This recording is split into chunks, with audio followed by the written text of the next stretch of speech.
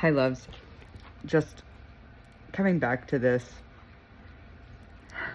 at a much needed time. If you haven't gotten this book and read it, please do. It's just absolutely incredible. I could talk about Drew and her magnificence for days, but I'm going to let her writing speak for itself. This is in chapter 5, page 97. Myth number 1, the leftover woman dilemma. A popular train of thought among misogynists and their cronies goes as follows. Young women get to date who they want, while men date who they can, but when they get older, men marry who they want and women marry who they can. There's a fallacy perpetuated in society that women who are unwilling to compromise their standards will have to endure a huge scramble at the end of their lives to try to find a husband, that they'll be the leftover ones. And we're talking about women in their 30s, 40s, not a woman, and 50s who just happen to be unmarried. These are women in their prime who have done nothing but commit the apparent crime of letting experience and age give them the wisdom and strength to not settle for less. God forbid. Am I right? This is nothing more than an attempt at gaslighting us into settling for someone less than impressive. It's a narrative terrible men use to try and manipulate women and weaponize any desire we may have to one day marry and start families against us. They want us to believe that we simply have no time to hold out for better, and that if we don't give in now, we'll probably be alone for the rest of our lives. It's a trick to convince us we'll never find anyone better, one that reduces women to biological clocks. Because what even is the point of being a woman if the goal isn't to settle with a man who may or may not deserve you, and have children that you may or may not want?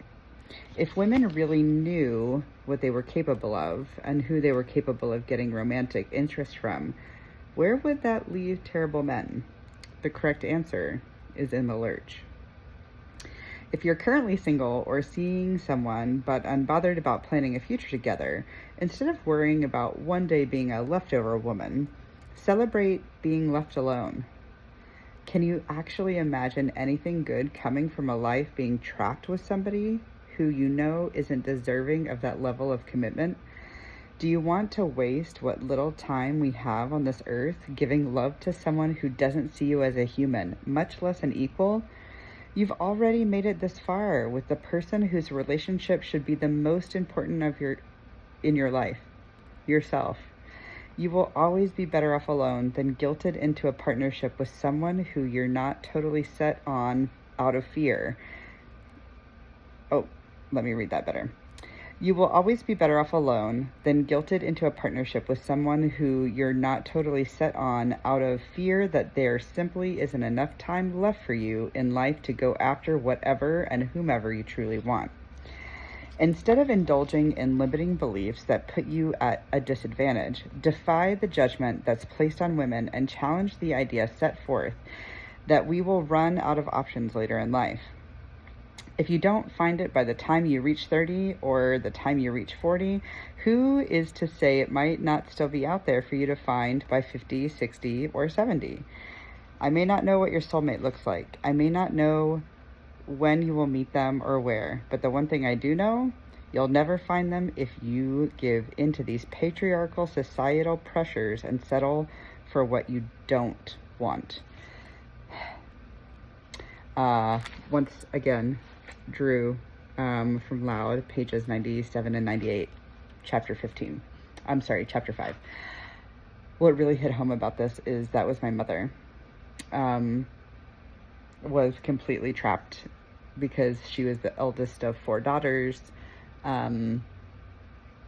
wasn't able to pursue a career as a classical pianist, even though she was incredible, because of her religious upbringing, was literally told that she could only do music in church, and had to marry and find a husband.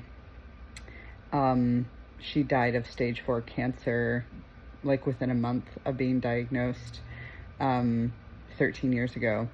And, I believe to the core of me that she prayed for that cancer because she was so unhappy. She literally had to exist as a shell of herself And I was grateful and honored enough to receive all of the good parts, because she saved them for me. But it's not worth it.